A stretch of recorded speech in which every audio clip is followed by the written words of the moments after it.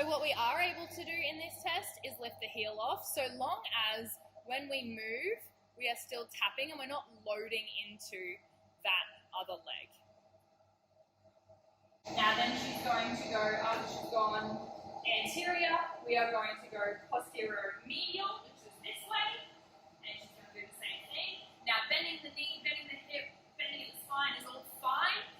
It's about getting the maximum reach per